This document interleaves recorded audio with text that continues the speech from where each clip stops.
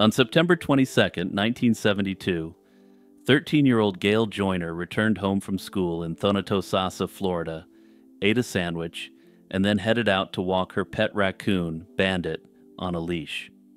She strolled barefoot down the rural road near her home and was never seen again. Multiple witnesses later reported seeing Gail that afternoon standing by a white car near a wooded area, speaking with an unidentified person. However, no one saw her actually enter the vehicle. When Gail didn't return home, her family grew concerned and contacted the authorities. She had left behind her shoes and all her personal belongings, strengthening fears that she hadn't run away voluntarily. Gail's parents insisted to the police she wouldn't have left on her own. After all, she was happy at home and very close to her siblings. Early on, the authorities suspected foul play. Perhaps someone had lured the friendly girl by showing interest in Bandit, a pet she loved to show off to anyone who asked. As night fell on September 22nd, a search effort began and intensified over the next days. Law enforcement and volunteers mobilized a massive search of the area. More than 150 people scoured the woods and roads on foot and horseback, and helicopters flew over the surrounding terrain. Divers and deputies also searched local waterways, including nearby Lake Thonotosasa, in case Gail or her pet had fallen in. A very odd tip came in on September 25th, 1972, that gave a glimmer of hope from a woman driving in the area. This witness reported seeing a girl matching Gail's description, wandering near an orange grove wearing nothing but sheets of newspaper. For reasons that make no sense to me, the woman didn't stop to approach the girl immediately. Investigators rushed to that area, but they found no sign of Gail or whoever the girl was. By the end of that first week, authorities publicly acknowledged what everyone feared. They believed Gail had been abducted by an unknown individual. Witnesses had described the suspicious car as a small white 1960s Chevy sedan or similar model. They also described a possible suspect, who was described as a young white male in his mid to late 20s, with short dark hair and long sideburns, seen leaning against the car in the area. With these leads, the Hillsborough County Sheriff's Office pursued tips and conducted interviews, but progress was painfully slow. Investigators even went so far as to collect 17 raccoon carcasses found in the vicinity, hoping one might be Bandit, which had identifiable scars on his foot and nose. Unfortunately, Gail's family did not recognize any of them as her pet, eliminating that potential trail. As weeks turned into months, the case grew cold. No suspect was identified, and no body or physical evidence turned up. Within a month of Gail's disappearance, active investigative efforts were scaled back due to the lack of new leads. A decade later, an unexpected development briefly renewed hope. In October 1982, convicted serial perpetrator Gerald Stano, who was already behind bars in Florida, confessed to slaying Gail. Stano was a notorious predator who had confessed to slaying dozens of young women across several states. In fact, he claimed responsibility for as many as 41 slayings, though only 23 were ever confirmed. As part of his 1982 confession, Stano provided details about Gail's case, and even pointed investigators to a location where he said he had left her remains. In January 1983, he was transported to Hillsborough County to assist in the search, and he led deputies to an area about a mile from where Gail was last seen. For a moment, it seemed like the mystery might finally be solved. Despite this dramatic turn, the outcome was disappointing. A thorough search of the spot he identified turned up nothing. There were no remains and no evidence connected to Gail. Subsequently, Stano abruptly recanted his confession. Investigators were left uncertain whether Stano had truly been involved or if he was fabricating the story. Stano was known to confess to crimes he had no direct link to, and authorities have noted that at least some of his many admissions were dubious or outright false. In Gale's case, detectives remarked that Stano did know certain details that only the perpetrator would know, which lent some credibility to his account. However, without any physical evidence, they couldn't verify his claims.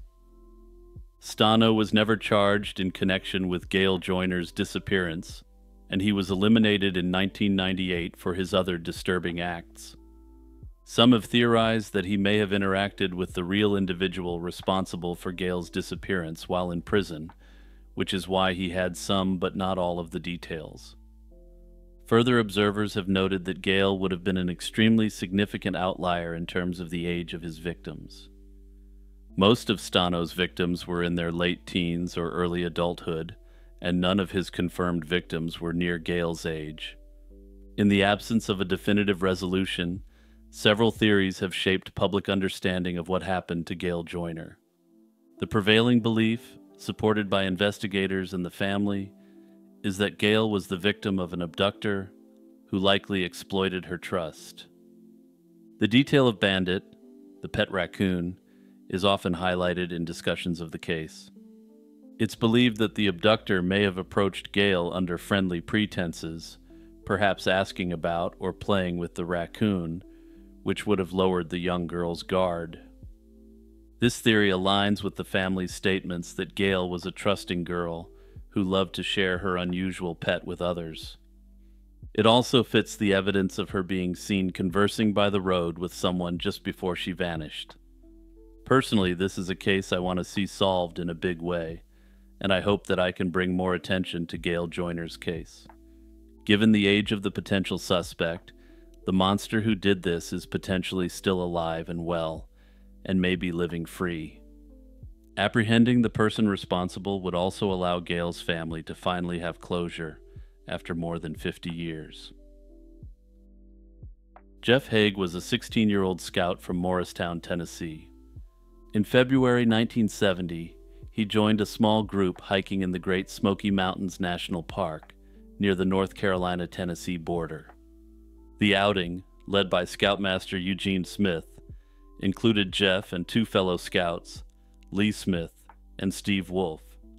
On Sunday, February 8, 1970, as the troop was hiking out along the Appalachian Trail after an overnight camp near Icewater Spring, Jeff became separated from the group. He had paused to rest at the junction with the Boulevard Trail and offered to wait for his friend Lee, who was walking a few minutes behind. Believing this delay would be brief, the Scoutmaster allowed Jeff to remain there while the others continued toward an upcoming parking area. He had expected the two lagging boys to catch up shortly. Unfortunately, this would be a fateful decision. Jeff never reunited with the group and was never seen alive again. When the others realized Jeff didn't arrive as planned, a search was initiated. It's unclear exactly how the confusion unfolded, but by that evening it was apparent Jeff was missing in the wilderness. The location where he was last seen is a high elevation area of the Smokies, not far from Icewater Spring Shelter.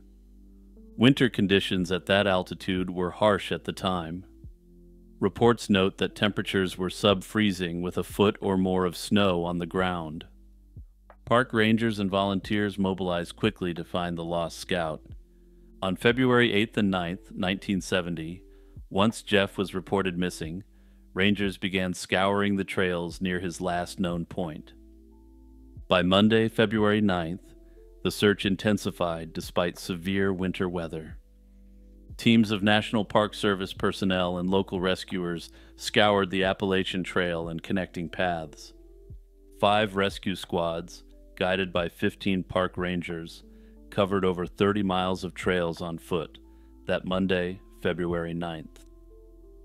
According to local newspaper reports, by February 10th, Jeff was still believed to be alive.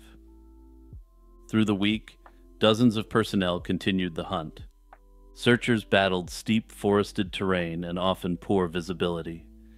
Canine units were used repeatedly, and ground teams methodically checked trails, shelters, and drainages. Despite these efforts, days passed with no sign of Jeff. Morale remained cautious. Given the brutal conditions, Rescuers knew time was against the teenager's survival unless he had found shelter. After over a week of fruitless searching, a major breakthrough came late in the afternoon of Monday, February 16th. A U.S. Army search team, assisted by a group of search dogs, made a crucial discovery in a remote area known as Walker Prong, a stream drainage southwest of Jeff's last known location. They found almost all of Jeff's camping equipment and extra clothing neatly piled on a large boulder in the middle of the Walker Prong stream.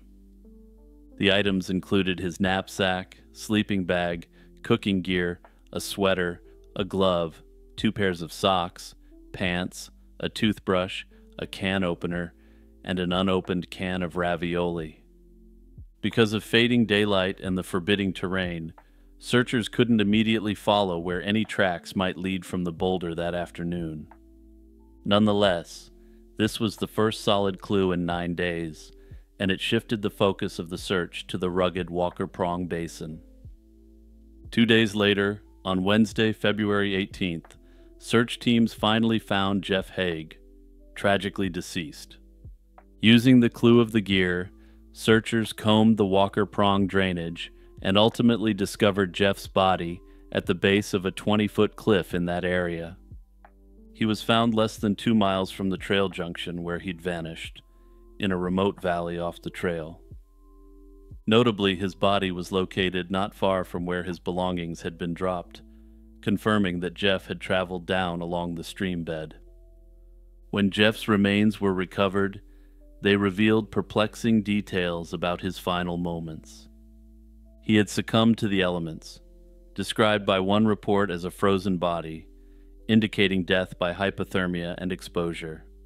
Strangely, Jeff was missing one of his boots, and several articles of clothing were fully or partially removed. In fact, his pants were found mostly down and his socks were off when his body was discovered. These observations strongly suggest that Jeff experienced advanced hypothermia, which can trigger paradoxical undressing. This is a phenomenon where severely hypothermic individuals feel overheated and irrationally remove clothing. Park officials concluded that Jeffrey Haig's death was a tragic accident resulting from disorientation and exposure in extreme winter conditions. There was no indication of foul play, and all evidence pointed to an attempt by Jeff to save himself that went awry. Authorities speculated that after being left alone, Jeff likely became lost and tried to find his way to safety by following the Walker Prong stream downhill. They concluded that he was trying to reach a highway which is located near the stream, but that tragically, due to the conditions, he was unable to do so. Over the years, Jeff Haig's disappearance and death have been re-examined by park officials and independent researchers alike. Most agree on the fundamental cause, that he succumbed to hypothermia after losing his way, but a few lingering mysteries and questions surround the case. Many observers have attempted to tie his partially undressed state to potential foul play. Having researched the case, I have to disagree with this.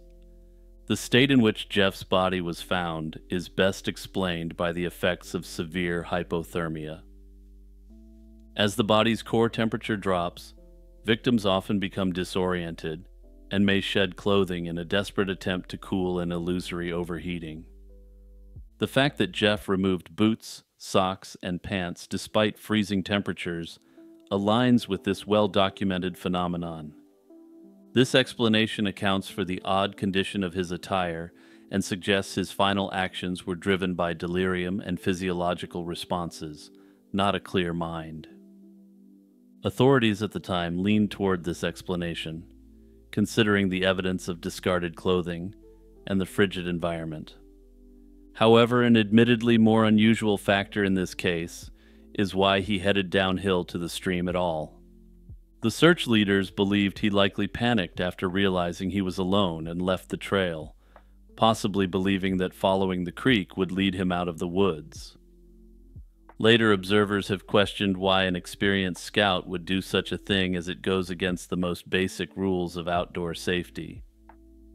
I note that while articles have played up Jeff's experience, at the end of the day, he was still just 16 years old. Further, anyone, regardless of their experience level, can start making irrational decisions when panic sets in. Others have pointed out that it remains somewhat puzzling why an experienced scout would abandon most of his supplies. The neat piling of gear could indicate he initially halted to camp and then changed his mind, or simply that he tried to mark the spot, intending to return. We will never know his exact thought process, but the evidence suggests an urgent push to hike out of the mountains that unfortunately led him deeper into peril. Some have suggested that these odd factors may indicate that he was chased by either a human or an animal. Notably, this case has been covered by David Paulides, who ascribes the entire incident to something supernatural. In my view, despite significant unanswered questions, all the hard evidence we have at present indicates that this is a case of a young man who tragically perished due to exposure.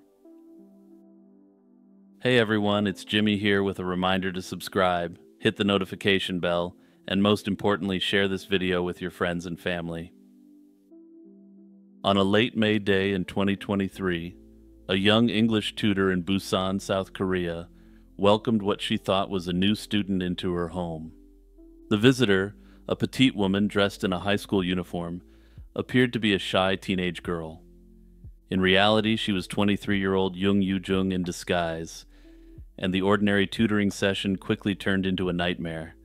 Within hours, the tutor was brutally slain and chopped to pieces. This shocking crime set off a police investigation that gripped the nation.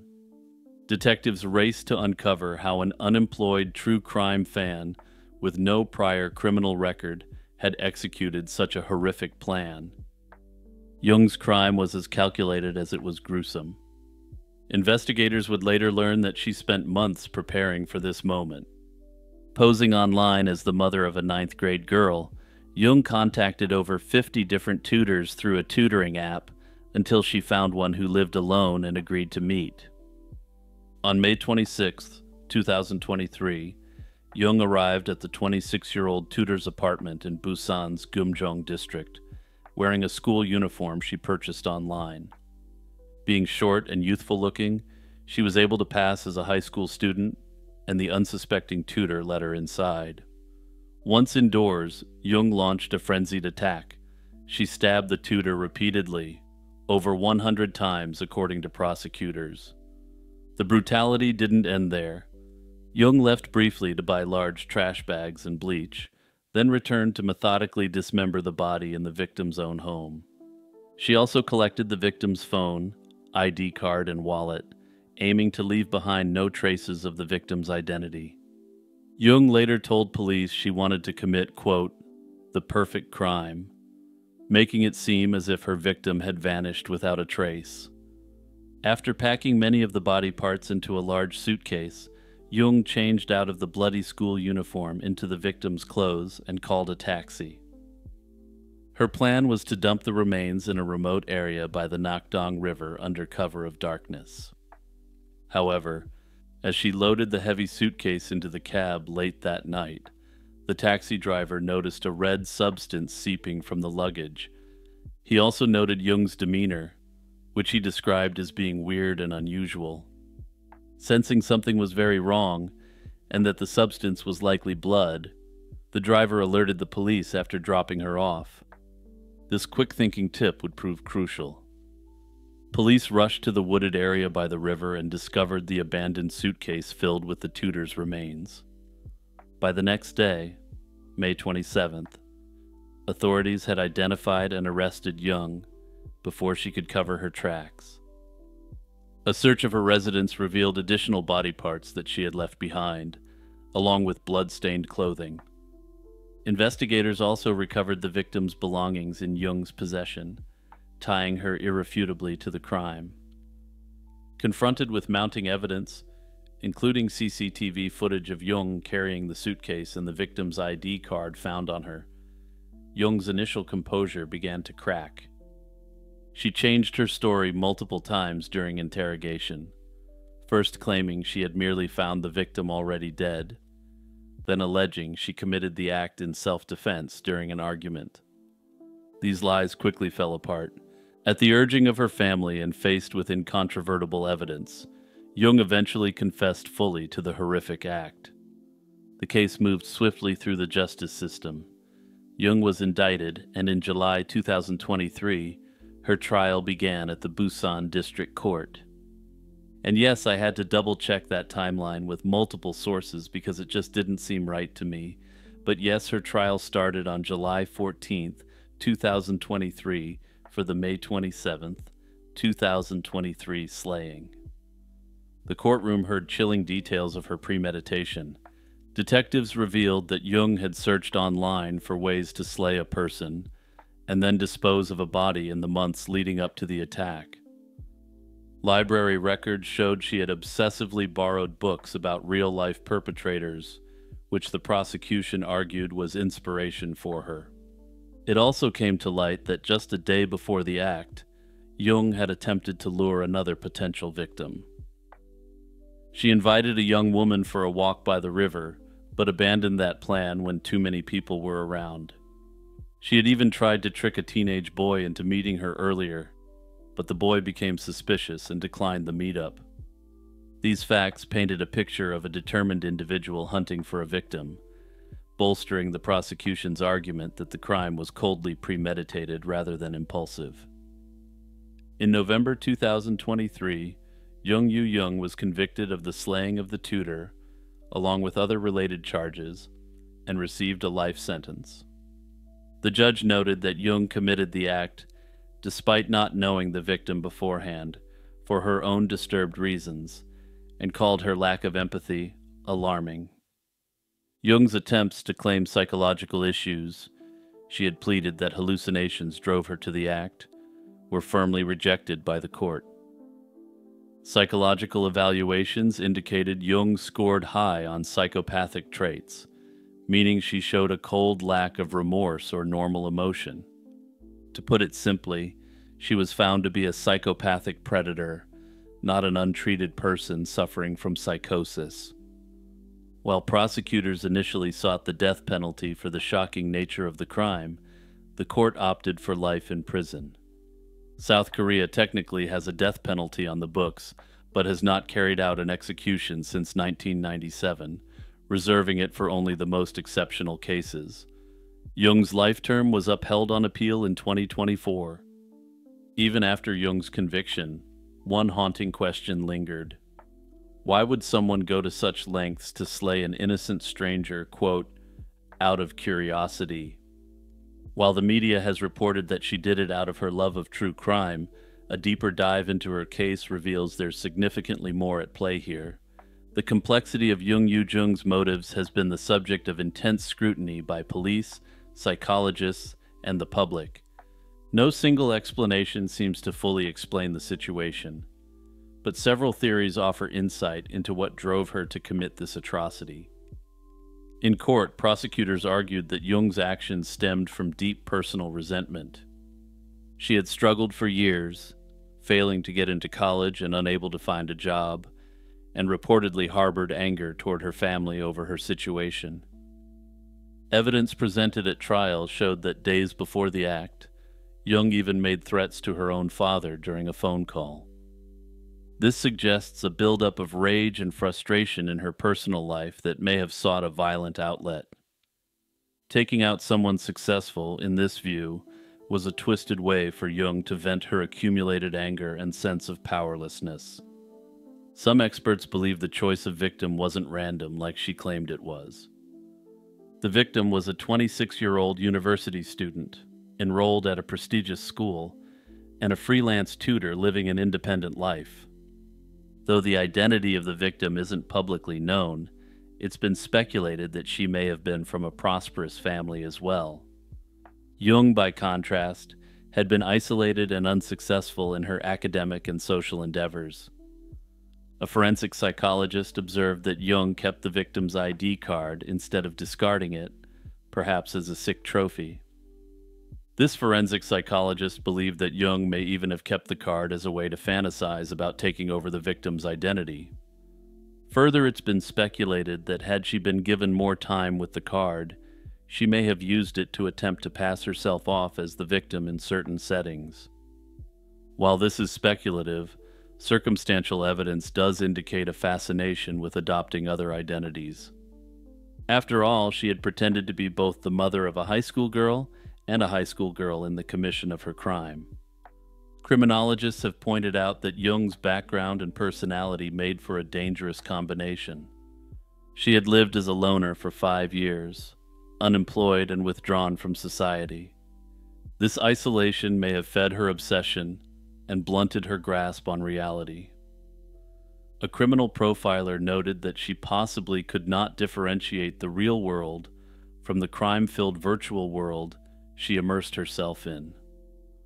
According to this profiler, Jung's flattened emotions and antisocial tendencies likely made her capable of carrying out the gruesome plan she had fantasized about.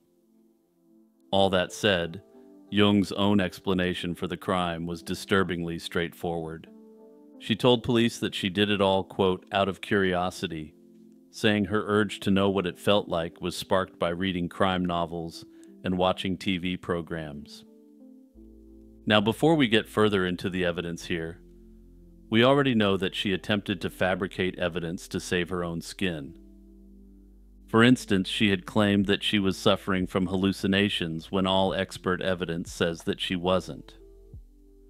Further, we know that she had the desire to commit a perfect crime.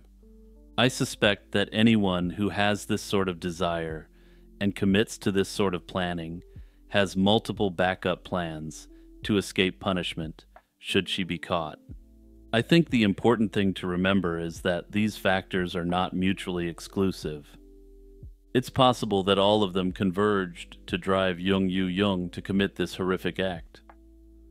Life disappointments feeding her anger, complete isolation, a warped envy of someone else's life, a morbid fascination with slayings, and an absence of any and all empathy are a dangerous cocktail.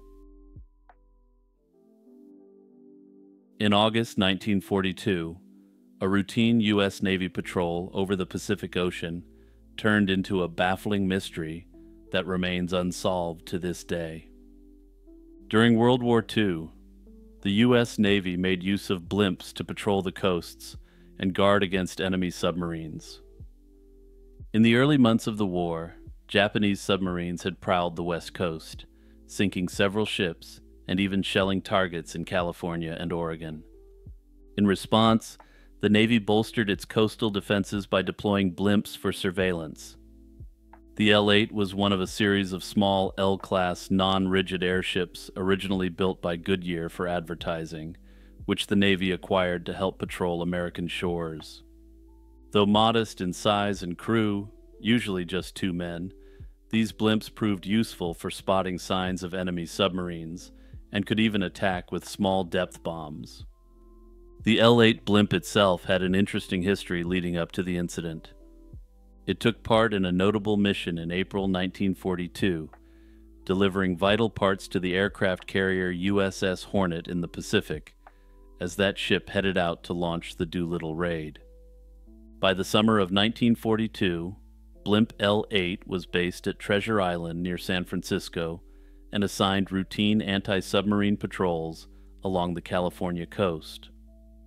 Its 2-man crew on August 16, 1942, consisted of Lieutenant Ernest DeWitt Cody and Ensign Charles Ellis Adams, both U.S. Navy aviators with experience in airship operations. On the morning of August 16, 1942, L-8 lifted off from Treasure Island at around 6 a.m. for a patrol over the Pacific waters just outside San Francisco Bay. Conditions were calm and slightly overcast, and visibility was good for several miles. The blimp's mission was to scour the ocean surface for any sign of enemy submarines within a 50-mile radius. After about an hour and a half of flight, as L-8 passed over the Golden Gate and headed toward the Farallon Islands, the crew radioed in a routine position report. At 7:42 a.m., Lieutenant Cody sent a message, quote, "Am investigating suspicious oil slick. Stand by." This was a significant report since oil on the water could indicate a submarine lurking below. It was the last communication ever received from the blimp. When L8 failed to check in as scheduled, the Navy grew concerned. Repeated calls to the blimp went unanswered. By 8:20 a.m., the airship's radio silence had been noticed, and by 8:50 a.m., the Navy dispatched 2 aircraft to search for the missing blimp. At around 10:50 a.m., a Pan American Airways pilot reported spotting an L-class blimp floating over the Golden Gate Bridge, apparently under control and heading back toward base. Minutes later, another search plane saw the blimp near the coast, rising through the low clouds at about 2,000 feet. It became clear this was L8. However, the blimp's movements soon grew erratic. Around 11:15 a.m., to the surprise of onlookers, L8 suddenly descended out of the clouds and came down near Ocean Beach, just south of San Francisco. 2 Army coastal defense soldiers and local fishermen who saw the blimp dropping rushed to grab its guide ropes as the 150-foot airship brushed the beach sand. The gondola door was found hanging open, and inside everything appeared normal, except that the 2 crewmen were missing. Before the astonished would-be rescuers could secure the blimp, it lightened and gently rose back up into the air. L8 drifted inland, cleared a coastal cliff, and slowly floated over the city. About 15 minutes later, the empty blimp deflated and settled gently down onto a street in Daly City, a suburb just outside San Francisco. Navy personnel and local authorities immediately swarmed the scene of L8's very soft crash landing. They found the airship largely undamaged. The blimp's engines were idle, there was fuel in the tanks, and the radio was in working order. The cabin door had been latched open, suggesting it was intentionally propped that way during flight. Inside the gondola, all the required safety equipment was present and properly stowed, including a rubber life raft and 2 parachutes, but 2 inflatable life vests were missing. Those life vests were standard gear that Cody and Adams would have been wearing while flying over water. Aside from the crew, nothing else had vanished from the blimp. There was no sign of fire, struggle, or malfunction. Investigators even checked the blimp's bilge, the bottom compartment, and found a layer of dust, confirming that L8 had never touched down on the ocean. In other words, it hadn't crashed or landed in the water at any point, causing the men to bail out. The 2 men had simply gone missing in midair. The Navy launched an extensive search along the coast, but no trace of Lieutenant Cody or Ensign Adams was ever found. The disappearance of L8's crew left everyone grasping for answers. The official Navy investigation ultimately concluded that the most likely cause was a tragic accident during the patrol. The Navy surmised that one of the men might have opened the cabin door to investigate the oil slick, leaned out too far, and fallen from the blimp at low altitude. The second man, realizing his crewmate was in trouble, could have hurried to the open door and also been pulled out or lost his balance in an attempt to save him. This scenario would explain why the door was latched open and why both life vests were gone. With the sudden loss of 2 people, the blimp would have quickly become lighter and risen out of control, which is consistent with its observed behavior throughout the morning. The Navy considered this the most plausible explanation and labeled the incident an involuntary abandonment of the airship. Even so, officials acknowledged 2 nagging points that kept the case mysterious. No one on the sea's surface reported seeing the men fall, and much more curiously, no bodies or any other evidence was ever recovered. Over the years, many other theories have been floated to explain what might have happened to Cody and Adams in those fateful moments. Some proposed an enemy action, for example, that a Japanese submarine surfaced and somehow abducted the crew. Others pointed to possible foul play or human drama, with rumors ranging from a secret stowaway hiding on board who overpowered the men, to one crewman slaying the other. This last theory, which is pure speculation, points to the possibility of a personal dispute, which dramatically led to the dying man pulling the perpetrator out of the blimp. While this definitely has a Hollywood quality to it, I have to stress that this narrative is essentially straight-up fiction, with the only piece of evidence being that both men went missing. More outlandish theories have also been suggested, including rogue waves and alien abductions, but again, there's simply no evidence to suggest these events actually occurred. Personally, I think the Navy's investigation here likely got it right, at least on a balance of probabilities. And yes, that is to say that we will never know for sure what happened to these men, but we can have a fairly good idea.